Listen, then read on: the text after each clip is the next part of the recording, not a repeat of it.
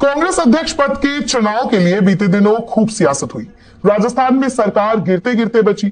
अशोक गहलोत पर कई आरोप लगे कि उन्हें मुख्यमंत्री की कुर्सी और अध्यक्ष पद दोनों का लालच था। लेकिन क्या ऐसा है? पॉलिटिकल एक्सपर्ट्स की राय जानेंगे तो ऐसा नहीं लगता। गहलोत को यूं ही राजनीति का जादूगर नहीं कहा जाता। 50 साल कांग्रेस से वफादारी निभाने के बाद अगर कुछ ऐसा होता है तो इसके पीछे भी एक बैकग्राउंड स्टोरी है। आसान भाषा में कहे तो ऐसा लगता है कि अशोक गहलोत जो चाहते हैं वही हुआ। उन्होंने अपने समर्थक विधायकों के कंधे पर बंदूक रखकर गोली चलाई। काम भी हो गया और मकसद भी पूरा हो गया। कैसे? चलिए इसके पीछे की थ्योरी बताते हैं। कांग्रेस अध्यक्ष पद के चुनाव के लिए राहुल गांधी ने साफ इनकार कर दिया था। डिमांड थी कि कांग्रेस का अगला अध्यक्ष गैर गांधी हो।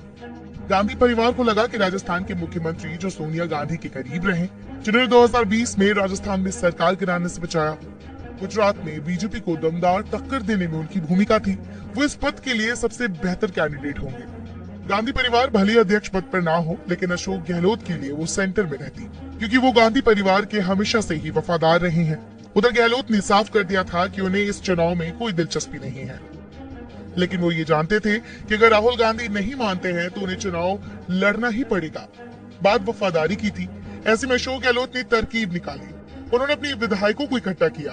फिर जो भी हुआ, लेकिन विधायकों ने एकदम अपने मुख्यमंत्री से वफादारी दिखाते हुए इस्तीफा दे दिया। शर्त रख दी कि 19 अक्टूबर चुनाव के बाद ही सीएम के नाम का ऐलान किया जाए और सचिन पायलट गुट के किसी भी नाम को इससे दूर रखा जाए। जब 2 दिनों तक जयपुर में हाई वोल्टेज ड्रामा चलता रहा और गहलोत ने उसे रोकने के लिए कुछ नहीं किया, तभी ये साफ हो गया था कि सारा खेल जादूगर का ही है।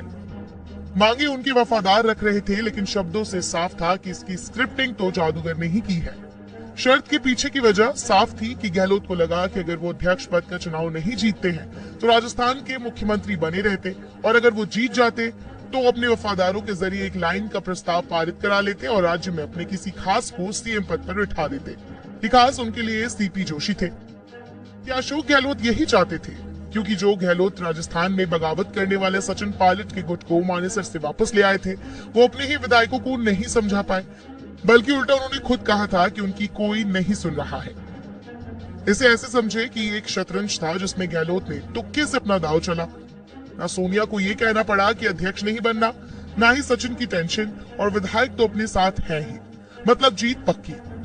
लेकिन इसके बाद भी एक सवाल है कि आखिर कांग्रेस का अध्यक्ष पद उन्हें क्यों नहीं चाहिए था। दरअसल अगले साल चुनाव होने वाले हैं। राजस्थान में अब भी अशोक गहलोत को वापसी की उम्मीद है। राज्य में उनकी कितनी चलती है ये तो उनके गुट ने साफ बता दिया है। वही अगर वो अध्यक्ष बनते तो उनके ऊपर अलग प्रेशर होता। उनका मुकाबला प्रधानमंत्री नरेंद्र मोदी और बीजेपी के चाणक्य अमित शाह से होता। इसके अलावा उन पर गांधी परिवार का भी अलग दबाव होता। उनके ऊपर हर रोज आर्टिकल छपते। वो हारते तो सब उनसे सवाल करते, उनकी काबिलियत पर सवाल उठाया जाता। ऐसे में राजस्थान की सीएम की कुर्सी ही उनके लिए सेफ जोन थी। इस थ्योरी को गलत करार नहीं दे सकते। कमलनाथ को ही देख लीजिए, वो भी इसी रास्ते पर है। उन्होंने भी पहले ही साफ कर दिया था कि उन्हें राज्य पर फोकस करना है, क्योंकि वहां चुनाव है। वहां उन्हें अपने लिए ज्यादा स्कोप दिख रहा है। इतिहास गवाह है कि जो सीएम की कुर्सी छोड़कर अध्यक्ष बना है वो ज्यादातर पछताया है। 1968 में कर्नाटक के तत्कालीन सीएम एस निजलिंगप्पा ने अध्यक्ष बनने के लिए सीएम की कुर्सी छोड़ी थी। हालांकि इस फैसले पर उन्होंने बाद में अफसोस जाहिर किया था। निजलिंगप्पा 1968 से 1969 तक पार्टी प्रमुख थे। अपनी आत्मकथा माई लाइफ एंड पॉलिटिक्स में उन्होंने इस फैसले को लेकर अपना अफसोस जताया था। निजलिंगप्पा ने इसमें कहा था कि उन्होंने सीएम पोस्ट छोड़कर गलती की थी। उन्हें अध्यक्ष पद की जिम्मेदारी नहीं लेनी चाहिए थी। उनके अलावा के कामराज और यूएन धेबर भी 2 ऐसे नेता रहे जिन्होंने कांग्रेस चीफ बनने के लिए सीएम पद छोड़ दिया था। लेकिन आज का समय अलग है। तब नेहरू या कांग्रेस की लहर चला करती थी और आज मोदी की लहर है। अशोक गहलोत जानते हैं कि ऐसे वक्त में जब पार्टी के सीनियर लीडर जैसे कपिल सिब्बल, गुलाम नबी आजाद सब पार्टी का साथ छोड़कर चले गए हैं, सोनिया गांधी उन पर एक्शन लेने का रिस्क नहीं लेंगी, क्योंकि उनके समर्थक कभी भी उनके कहने पर अलग राह चुन सकते हैं।